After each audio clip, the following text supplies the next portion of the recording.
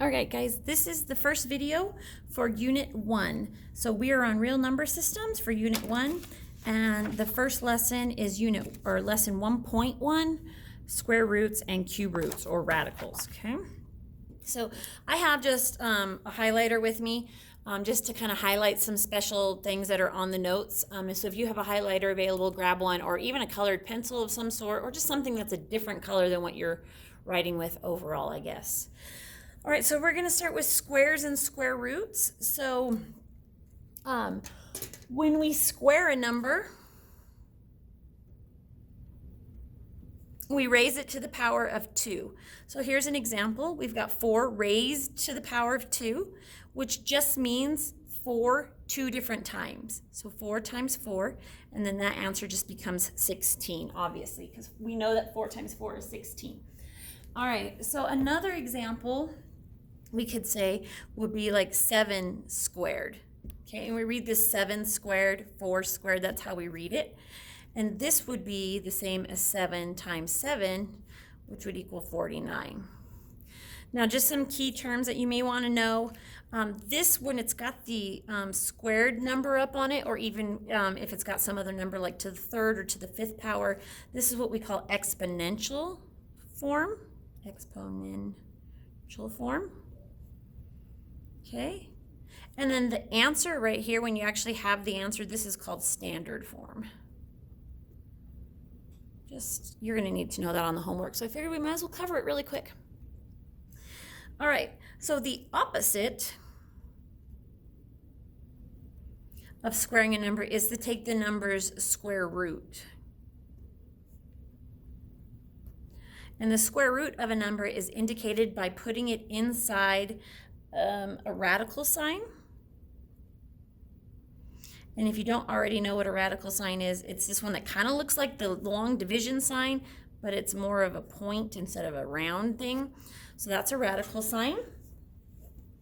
Okay. So if you look over here, you can see that we've got the radical of 16. And notice how what we've done here is we've created this square where it's got 16 tiny boxes on the inside. That's because when you're doing squares or square roots, I want you to think area. Okay, when I'm trying to find, well, and it should be area of a square, I guess, because it wouldn't be the same as an area of a rectangle. But when I'm trying to find the area of any shape, square or rectangle, what I would do is I would multiply the height times the base, or the length times the width. And with the square, those sides are equal. So basically what we're doing is we're multiplying either you could say 2 heights or the height times the base, but they're the same number. In this case, they're 4 and 4. Okay, and so the area of a square is found by basically squaring 4 or whatever number, and we'd get 16. If we knew the area and we wanted to find the side lengths of a square, then we would just take the square root of 16, which is the same as saying 4 times 4. Okay, and since there's 2 of them under this radical, we take both of them out and turn them into just 1, and we'll talk about that here a little bit later, and we get 4. Now, there's more than one way to get 16 by multiplying 4 together. The other way we can do it is if I were to do -4 times -4. Okay, because a negative times a negative gives me a positive. So when it comes to the square root of numbers, if it's a perfect square, it will always have a positive and a negative answer. And so we usually write the answer to a square root as plus or minus whatever that answer is. So in this case, plus or minus 4. Okay, and one thing I want you guys to be aware of, if you look right up here at the top, this was one of the things I was getting my highlighter for. This right here, you're mostly going to see square roots without the 2 in it. See how this little 2 is up here in the corner, or up and kind of inside that square root? Most of the time you're going to see it this way, but if you were to see it this way, these 2 are the exact same. So this means the square root and this means the square root. This is the more common form, but every once in a while you may see it like that. I don't know why, but just so you know. Okay, don't be confused if you see that. They're the same. Okay, let's talk about cube roots now. Cube roots. So when we cube a number, we raise it to the power of 3. So right here we've got 3 to the 3rd power, and that's how it's read, 3 to the 3rd power. And this just means this is my base number, right? So I take my base number and I multiply it this many times. So my base number 3 times. So 3 times 3 times 3, which gives me 27. So another example we could do would be 4 to the 3rd power.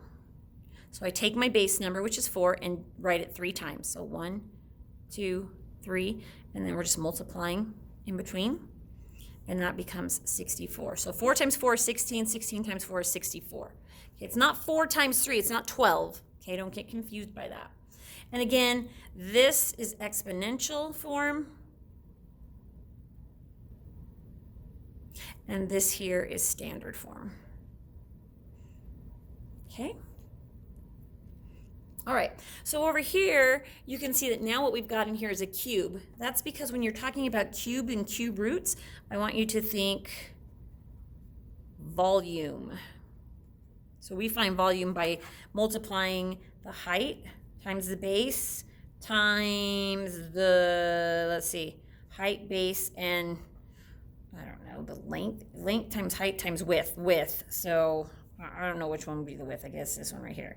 So height, length, and width. Okay. Now with a perfect cube, all of these numbers are going to be the same. So in this case, you can see that I've got a 3, I've got 3, and I've got 3. So this one is 3 times 3 times 3, which we already said was 27. So the volume of this cube is 27. So when we talk about cube roots, we're talking about volume, more or less. So the opposite of cubing a number is to take the number's cube root. The cube root of a number is indicated by putting it inside a radical sign with a 3 on top. So it looks like this right here.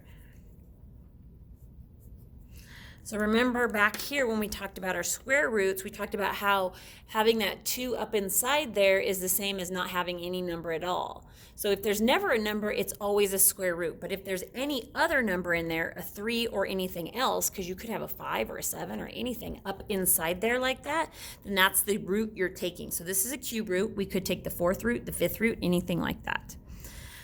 All right, so here's an example. We've got the cube root. I know it's because it's got the 3 of 27. Now, I know because we just did it up here that this is the same as 3 times 3 times 3.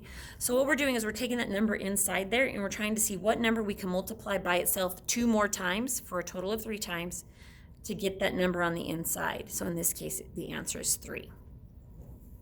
Okay, now one thing I do want to show you is that this, remember how up on the square roots we could do the negative as well, because a negative times a negative gives me a positive 16. And so I can do that up there, but on this I can't, because if I was to take negative 3 times negative 3 times negative 3, I would actually end up with 27, but it would be a negative 27. Because a negative 3 times a negative 3 will give me a positive 9, and then positive 9 times negative 3 gives me a negative 27. So these ones are not the same, so not negative. Okay, now if you had a negative number on the inside there, say that was negative 27, then your answer would need to be negative 3, and we'll get to that. You'll see some of those too. Okay. So up here, I want to show you something. This is not equal. Notice how we have the not equal thing here. Notice how this 3 is really big and out in front of the square root sign, and this 3 is tiny and kind of tucked up in there. This one means 3 times the square root of some number. So if this were an x here, okay, this is 3 times whatever the square root of x is. This one is the cube root. These are completely different, so do not get these confused. This is not equal, okay? Not the same.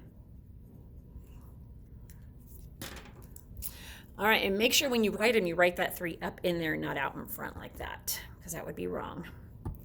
All right, let's talk about perfect cubes and perfect and non-perfect squares. So numbers like the square root of 36 or the square root of 64 are referred to as perfect squares.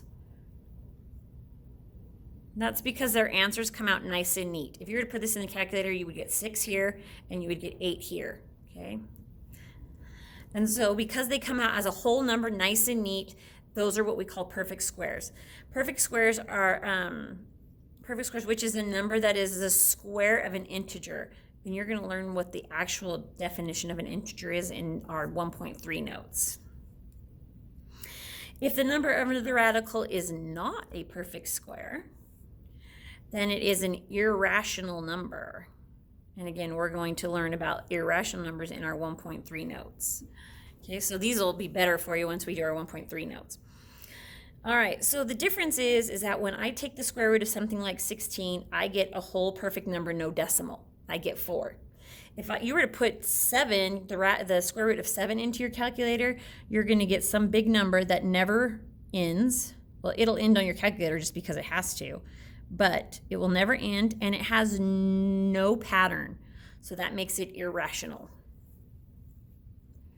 All right, and numbers like, and those should have the cube roots of 8 and the cube root of 27, are sometimes referred to as perfect cubes. Okay, perfect cubes can also be negative numbers. So here's an example, kind of like I was talking about. This wants the cube root of negative 8. The cube root of negative 8 is negative 2, because negative 2 times negative 2 times negative 2 will give me a negative number, because a negative 2 times negative 2 gives me 4. And then 4 times that last negative 2 will give me negative 8. So if the number on the inside of a cube root is negative, your answer will be negative. If it's positive, your answer will be positive.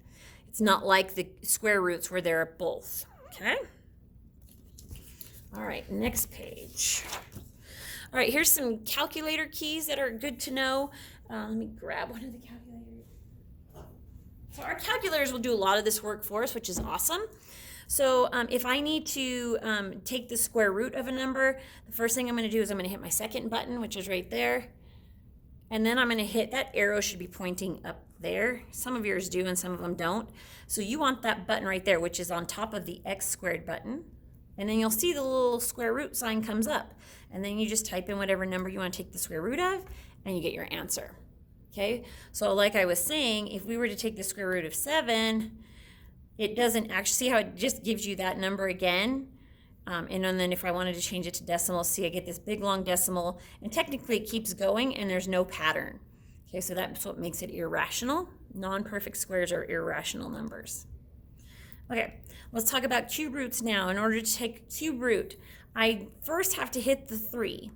So I hit the 3 on my calculator, and then I hit, this should be the second button. Sorry, I should say second, right there. Okay, hit the second button, and then again, this time we want the one that's above the little TP looking key. I call it the TP key, right here. And then you'll see how it puts that 3 up in there, and then it gives you the cube root, and then you can put in something like 27, and you get your answer. Okay. Now notice the difference. If I was to just do 3 and then the square root of 27, notice how it's not 3, because this means multiplying the square root. The other one up on top, right here, means the cube root of 27. So again, just make sure you understand the difference between them, okay? All right, if you were in class when we did this part with a partner, your partners at your table. If you're doing this at home, you're going to need to do this part on your own as well as these other 2 parts on your own. So if you have any questions, let me know. You should just be able to fill in this table and make sure you don't miss number 1 on both sides. Okay, it's kind of like a little quick word problem. And then do these ones down here. And if you have any questions, just come see me in class at some point and I can go over those with you. Thanks, guys.